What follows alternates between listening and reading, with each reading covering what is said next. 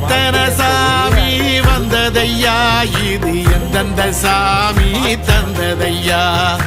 எத்தனை பாட்ட சொன்னதையா,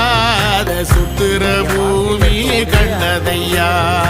அடிச்சு வீசும் காத்திலையும் அந்த தகப்பனாச சுத்துதையா,